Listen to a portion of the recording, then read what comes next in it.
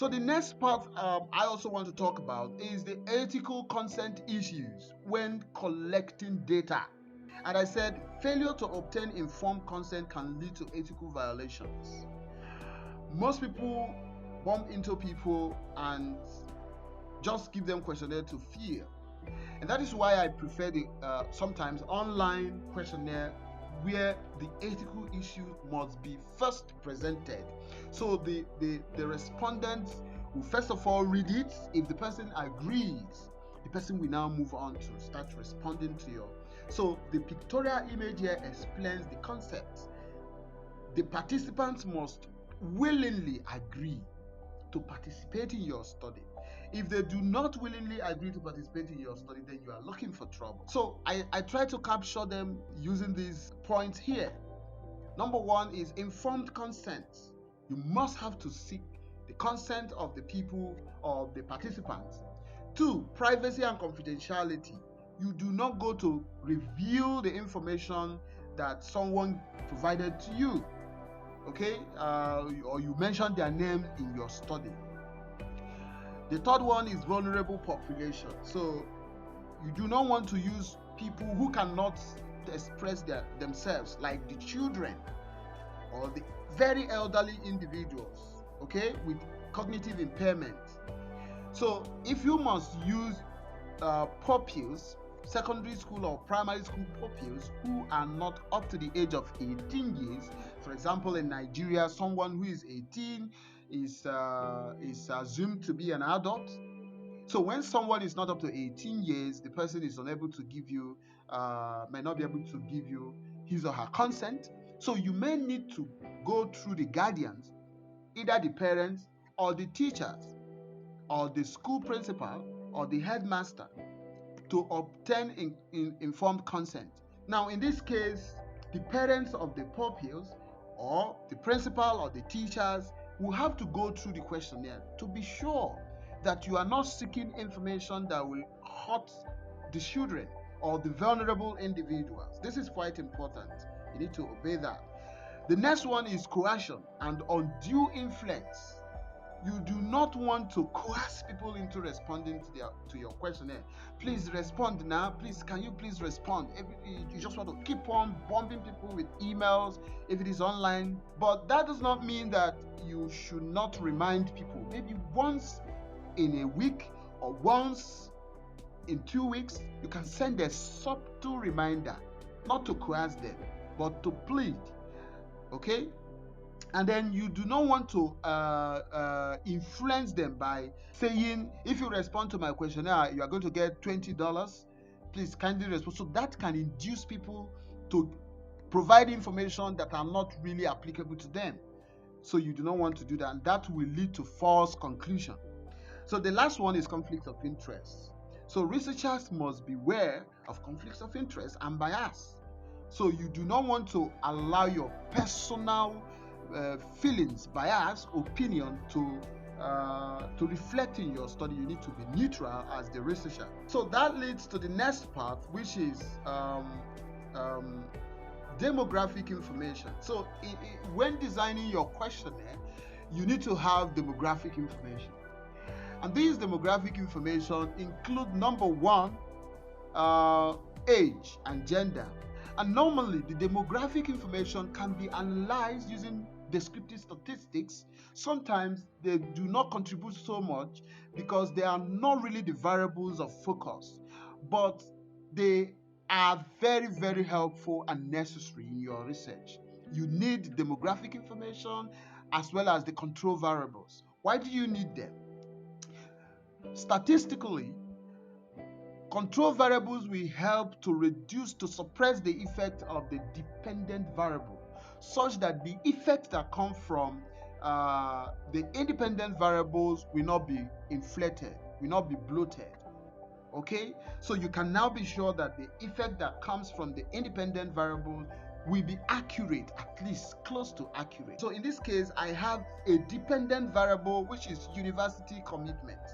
So some of the control variables and demographic information you may want to have in your questionnaire can include age, gender, ethnicity, marital status. And how do you do that? For example, in your own questionnaire, before you start, you can say Part A contains information about your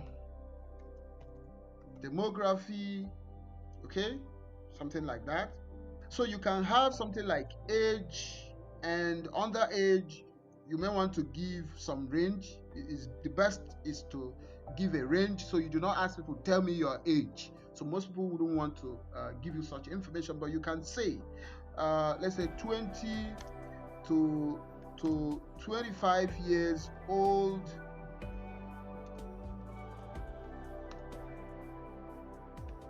okay. Then you can say 26 to 30 years old, something like that, okay, as the case may be. So you keep on having that, so you build it into your questionnaire. All right, so this will enable those within this age bracket to tick this, those within this age bracket will tick this. The next one can be gender, so where you have male and female, okay. Then if necessary, for example, let me take you back to this. So in this case of university commitment, ethnicity it may or may not be one of the control variables that you may want to have. There are other important control variables that you may also want to have in your study. For example, in this case of university commitment among students, you can have major or field of study. The major means the particular discipline that the student is into. It may likely influence the student's commitment. The next one is academic year. It is important that our students stay in the university longer. From the first year to the second year, they may likely become more committed.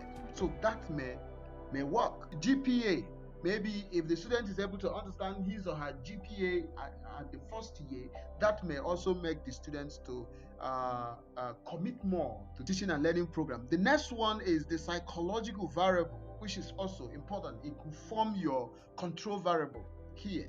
But remember that the only demographic information could be these ones, the first one. So these other ones are referring to control variables. Now, your control variable can be psychological.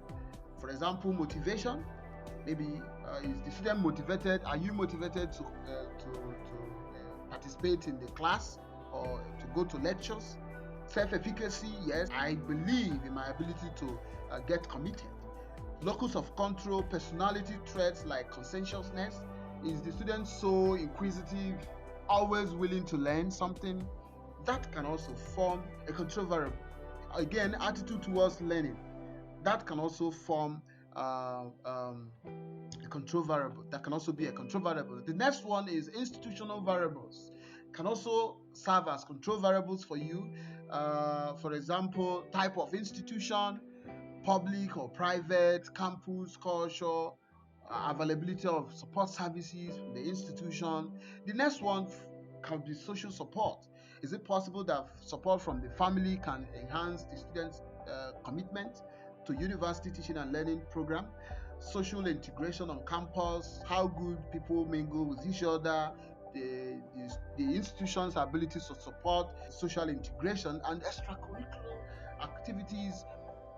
Is it possible that it can also influence? So you can see that the arrows here are pointing to the variables, showing that you can use any of these for control variable. But again, one thing that is most important here is that in control variables, if you are using control variables, or what some people call confounding variables, they are not really the main focus of your study, so they are not mostly discussed under your discussion session. You just mention them in passing. So if you find that any of the control variables significantly influenced university commitment, for example, you do not go into detail to discuss that, because that is not part of the hypothesis you've posed, and the control variables are not part of the research questions that you asked, so you do not go into discussing them. right? Now again, the measurement scale for measuring to measure the control variables, you do not design them in form of Likert questionnaire like this. So control variables are mostly asked with yes or no. Okay, like you have gender, male and female. For example, let me say, let me pick this for example. Let me say family support. I can use this to form one of the preliminary questions. I can say, how often do you perceive support from your family? Or how often do you perceive family support? However, and you can have this as often, not often. So control variables are not mostly designed to have Likert scale of strongly agreed, no. So because the effect, so that they don't become like Likert scale questionnaires. If you want to measure any of the variables, for example, you want to test regression, you need to convert the Likert scale responses into continuous variable. So for control variables or confounding variables or demographics, you do not need to convert them into continuous variable to enable you conduct a parametric test. So that is why you do not need to make your control variables to look like Likert scale questionnaire, ordinal scale.